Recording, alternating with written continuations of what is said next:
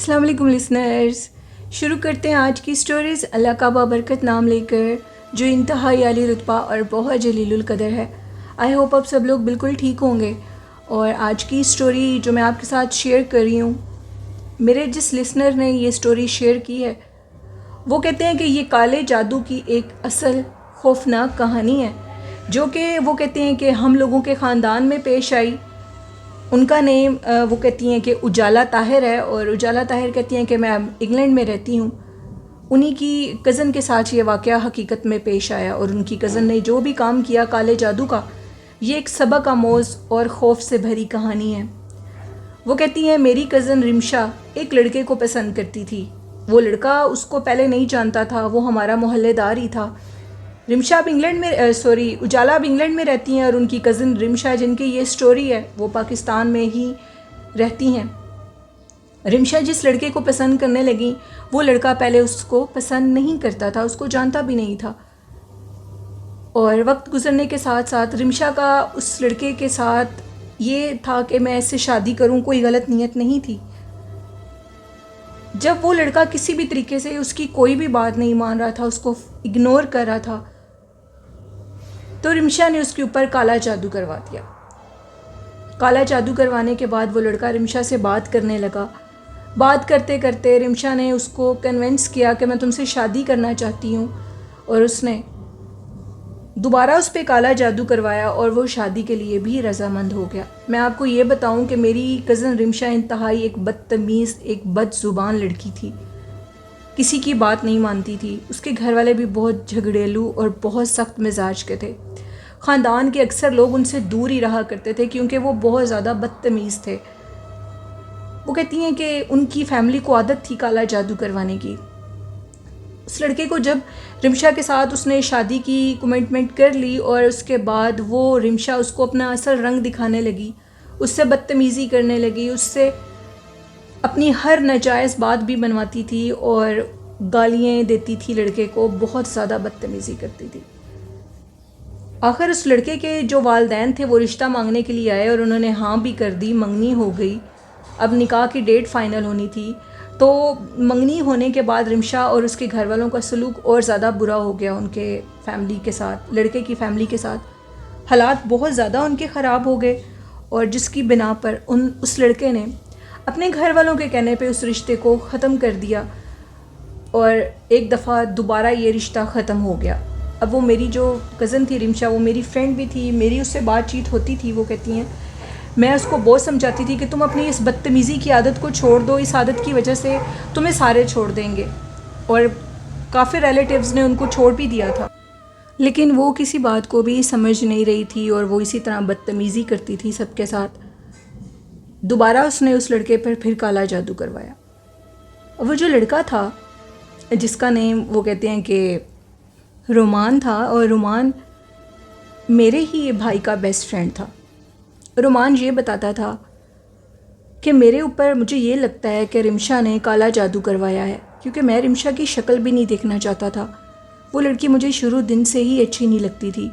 اچانک ایک دفعہ میرے گھر کے باہر، میں گھر سے جب باہر نکلا تو میرے گھر کی جو وہ کہتے ہیں کہ مین جگہ ہوتی ہے باہر، اس سلوپ کے اوپر ڈھیر ساری مٹی اور خوشبو پڑی ہوئی تھی۔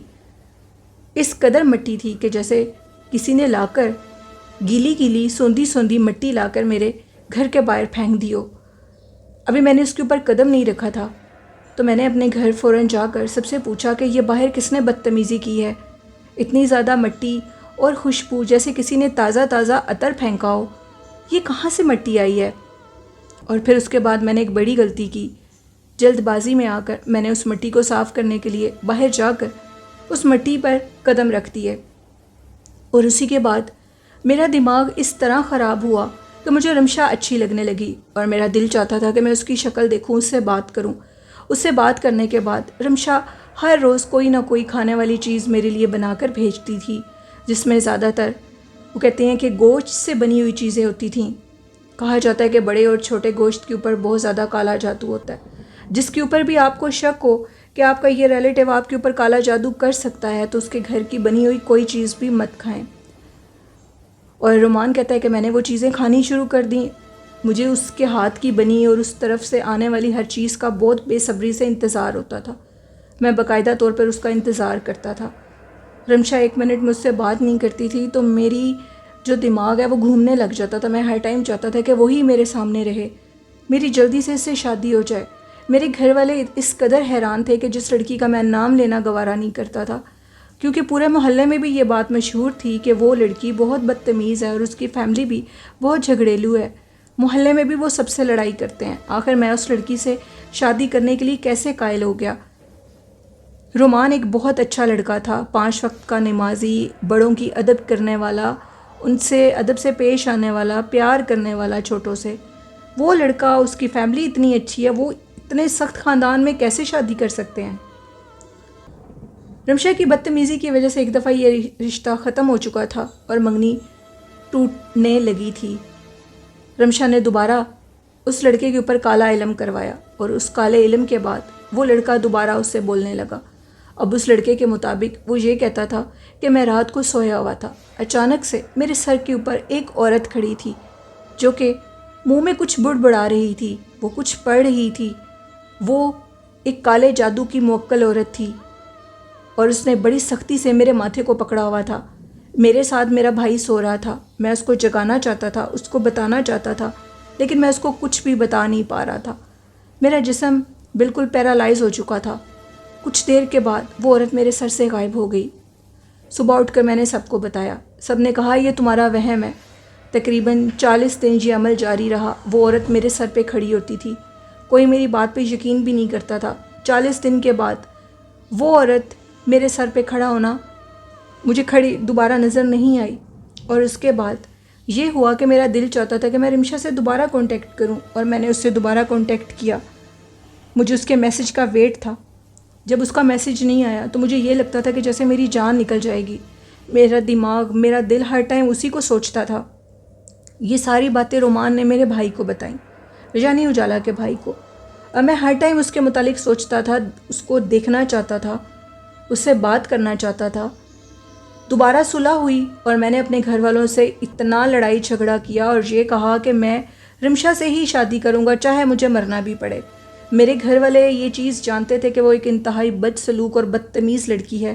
اس کے گھر والوں نے بھی اس کے گھر والوں سے بہت بدتمیزی کی تھی، یعنی رومان کے گھر والوں سے، لیکن رومان اس کے کنٹرول میں آ چکا تھا۔ طرح طرح کی چیزیں بنا کر کھلاتی تھی اور بہت سی ایسی حرکتیں کرتی تھی۔ اب دوبارہ صلح ہونے کے بعد وہ رومان کے ساتھ دوبارہ بدتمیزی کرنے لگی، اس کے اوپر اپنی حکمرانی کرنا چاہتی تھی۔ اس کا یہی بس چلتا تھا کہ رومان میرے سوا کسی کی بھی شکل نہ دیکھے، نہ اپنے ماں باپ کی، نہ اپنے بہن بھائیوں کی، صرف میرے کنٹرول میں رہے۔ لیکن رومان ان چیزوں سے دوبارہ تنگ آنے لگا اور یہ کہتا تھا کہ مجھے سب سے بات کرنی ہوتی ہے، سب کو ٹائم دینا ہوتا ہے۔ لیکن رمشا یہ چاہتی تھی کہ رومان صرف 24 گھنٹے اسی کے ساتھ کال پر بات کرے اور جتنی جلدی ہوتا ہے اس سے شادی کر لے۔ رومان فوراً شادی نہیں کر سکتا تھا کیونکہ اس کا کوئی فیوچر نہیں تھا ابھی۔ وہ اپنا فیوچر سیٹ کرنا چاہتا تھا۔ اس نے کہا کہ میں تم سے نکاح کر لیتا ہوں اور شادی تم سے 4 سے 5 سال کے بعد کروں گا۔ رمشا کہتی تھی کہ میری ضد ہے کہ کالے جادو کا اثر کچھ ہی عرصہ رہتا ہے۔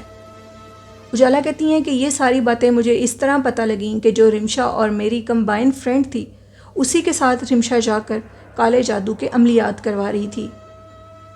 وہ کہتی ہے کہ ایک جادو ٹونے والا عامل تھا جس کے پاس کالے جادو کے عملیات تھے۔ رمشا جو کہ اس کی اور میری کمبائن فرینڈ تھی، الینا، اس کے ساتھ جا کر ہی وہ ان سے تعویذات لیتی تھی، کالے جادو کے عملیات کرواتی تھی۔ اس شخص نے رومان کے اوپر ایک موکل چھوڑ دیا اور چھوڑنے کے بعد یہ کہا کہ اب وہ تمہارے کنٹرول میں نہیں جائے گا۔ رومان کے گھر والوں کو ساری حقیقت پتہ لگ چکی تھی کہ رمشا ہمارے بیٹے کے اوپر کالا جادو کروا رہی ہے، کیونکہ ان کے دروازے کے قریب سے کچھ تعویذات بھی ملے اور ان تعویذات کے اوپر رومان اور اس کی فیملی کا نام لکھا ہوا تھا جو کہ رمشا کے حق میں ہو جائیں اور اس سے شادی کر لیں، اپنے بیٹے کی جانی شادی کروا دیں۔ یہ سارا راز کھلنے کے بعد رومان اور اس کے گھر والوں نے اب رومان سے اسٹریٹ اوے بات کی اور یہ کہا کہ یہ لڑکی تم پہ کالا جادو کروا رہی ہے، تم اس سے محبت نہیں کرتے، تم اس کو چھوڑ دو، یہ لڑکی تمہاری زندگی تباہ و برباد کر دے گی۔ رومان کو جب ان ساری باتوں کی حقیقت معلوم ہوئی، اور اس کے گھر والوں نے یعنی رومان کے گھر والوں نے بھی رومان کے اوپر قرآن پاک کی مدد سے کچھ عمل شروع کیے. یعنی قرآن پاک ایک شفا ہے اور شفا جادو سے بچنے کی شفا ہے. چاروں کل درود شریف پڑھ کر رومان کو پلانا شروع کر دیا. رومان کا جو دماغی توازن جو ہر ٹائم رمشا کو ہی مانگتا تھا وہ اب درست ہونے لگا. رومان اس چیز کو جان چکا تھا کہ رمشا مجھ پہ کالا جادو کروا رہی ہے، اور رومان نے ایک دن رمشا کو صاف انکار کر دیا کہ میں تم سے شادی نہیں کر سکتا، یہ کام کبھی نہیں ہو سکتا، میری جان چھوڑ دو. رمشا نے بہت کوشش کی، رومان اس سے دوبارہ نہیں بات کرتا تھا. پھر دوبارہ رمشا نے اب رومان سے انتقام لینا چاہا. یہ ساری بات علینا نے اجالا یعنی جن کی یہ سٹوری میں آپ کو سنا رہی ہوں ان کو بتائی کہ اب یہ رومان کو تباہ و برباد کرنے کے لیے کچھ عملیات کروا رہی ہے. اس کالے جادو کرنے والے عامل نے رمشا سے کہا کہ مجھے ایک الو لا کر دو، اس الو کے اوپر میں عمل کروں گا اور وہ الو سارا دن رومان کے گھر کے باہر بیٹھے گا اور ساری خبریں مجھے دے گا، اور دیکھنا اس لڑکی کی کیا حالت ہوتی ہے. رمشا نے کسی طریقے سے الو بھی خرید لیا اور وہ الو خرید کے اس کالے عامل کو، کالا جادو کرنے والے عامل کو دے دیا. عامل نے وہ عمل کیا اور باقاعدہ طور پہ سارے محلے والے دیکھتے تھے کہ رومان لوگوں کے گھر کے باہر جو بجلی کی وائر گزر رہی ہوتی ہے اس کے اوپر ایک الو بیٹھنے لگ جاتا تھا. سارے محلے والوں نے نوٹ کیا کہ الو ایک منحوست کی علامت ہے جو کہ اجاڑ میں رہتا ہے، اب یہ بستی میں آنے لگا ہے، اللہ خیر کرے، ایسے کیوں ہو رہا ہے. محلے والے اس چیز کو نوٹس کرتے تھے. انہوں نے رومان کے گھر والوں کو بتایا کہ شاید آپ کے اوپر کوئی کالا جادو کروا رہا ہے. صبح سے لے کر رات کے آخری پہر تک یہ الو فجر کی اذانوں سے پہلے آپ کے گھر کے سامنے جو تار گزرتی ہے اس کے اوپر بیٹھا ہوتا ہے اور آپ کے گھر میں اس طرح جھانک کر دیکھ رہا ہوتا ہے جیسے کوئی انسان ہوتا ہے. لسنرز، ادھر تھوڑی سی ایک بات آپ کو بتانا چاہوں گی، جادو کی کچھ علامات بتانا چاہوں گی. اکثر لوگ آپ کے اوپر پرندوں کے روپ میں موکلات کو حائل کر دیتے ہیں، آپ کے اوپر کھڑا کر دیتے ہیں. ایک نشانی یہ ہوتی ہے الو آتا ہے، اور دوسری نشانی یہ ہوتی ہے کہ آپ کے گھر میں، آپ کے چھت پہ یا آپ کے صحن کے جو دیواریں بنی ہوتی ہیں ادھر کوئی پرندہ آ کر بیٹھنے لگ جاتا ہے. اس کی شیپ اللہ کی بنائی ہوئی چیز سے مختلف ہوتی ہے اور وہ مسلسل آپ کے گھر میں بیٹھا رہتا ہے، اڑتا نہیں ہے، جاتا نہیں ہے. ان چیزوں کو نوٹس کیا کریں اپنے ارد گرد. یا کچھ ایسے جانور جن کی جو باڈی فزیک ہوتی ہے وہ جو اس سے ریلیٹڈ جانور سے ڈیفرنٹ ہوتی ہے، ان کی جو باڈی ہوتی ہے وہ کافی پھولی ہوئی بڑی ہوتی ہے، موٹی ہوتی ہے، اور وہ ڈرتے نہیں ہیں، وہ بھاگتے نہیں ہیں، وہ بیٹھے رہتے ہیں.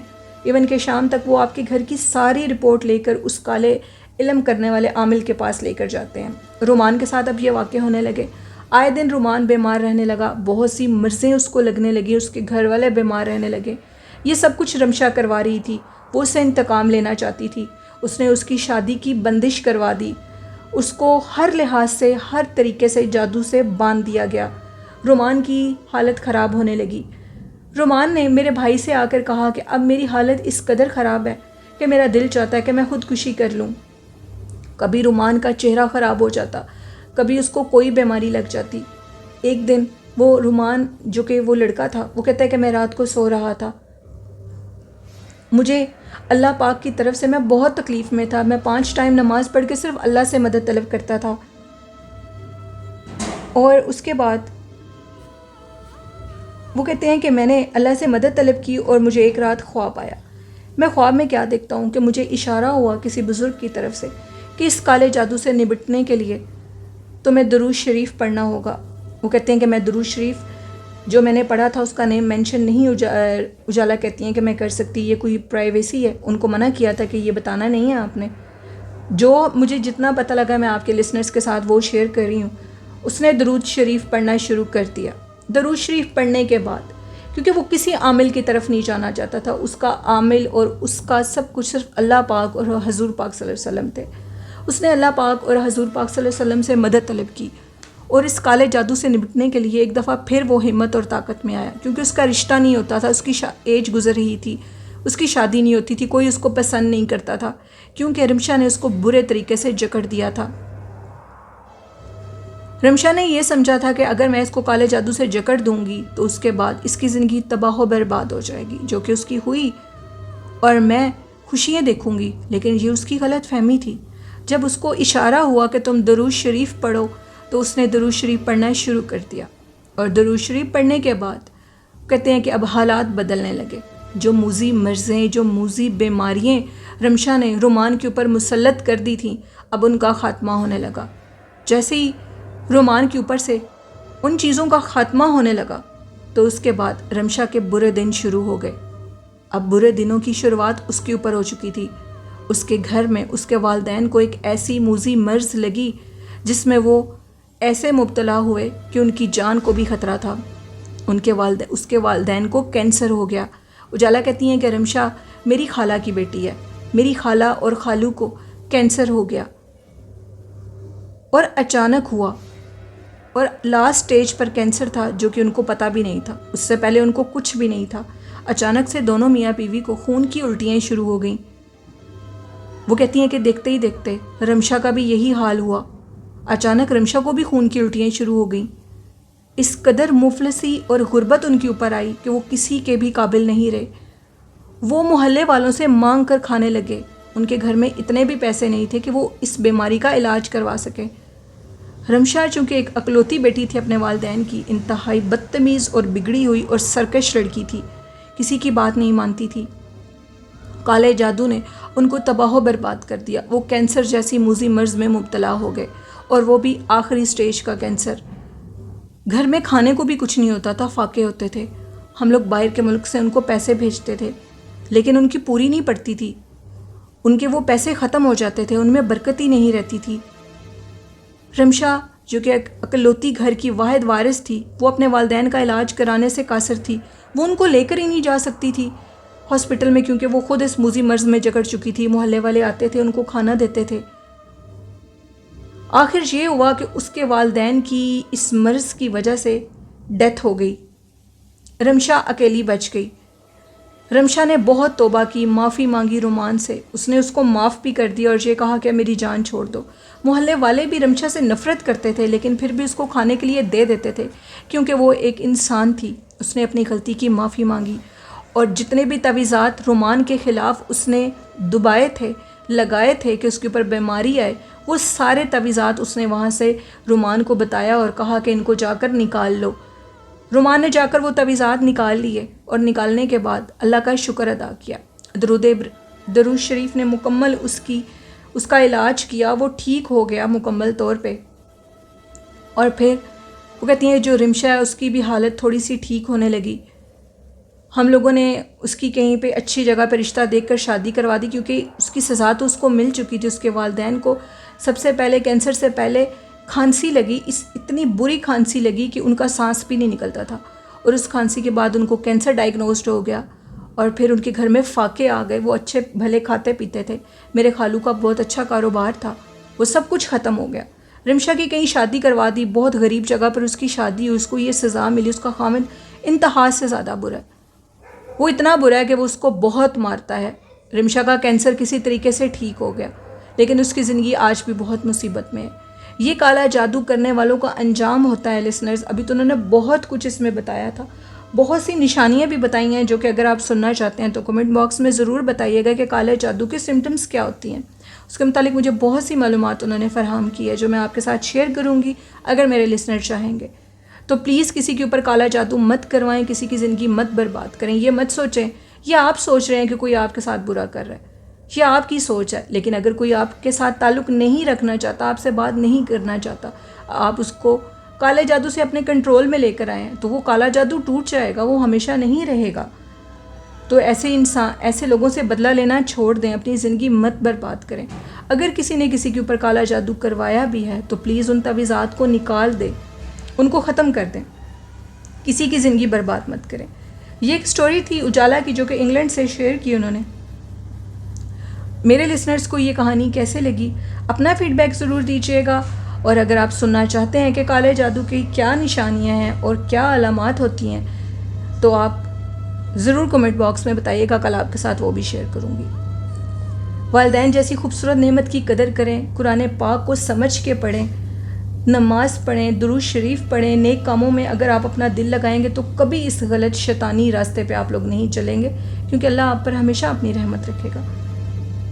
اور یہی میرا میسیج تھا اپنے لسنرز کے لیے، کبھی کسی پہ کالا جادو نہ کروائیں، اللہ پاک ہمیں ایسی بری آفت سے محفوظ رکھیں، آمین۔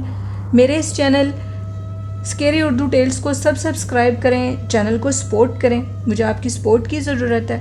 اسی کے ساتھ اپنی ہوسٹ نیلم یاسین کو اجازت دیجیے، اپنا اور اپنے والدین کا خیال رکھیے گا۔ اللہ حافظ۔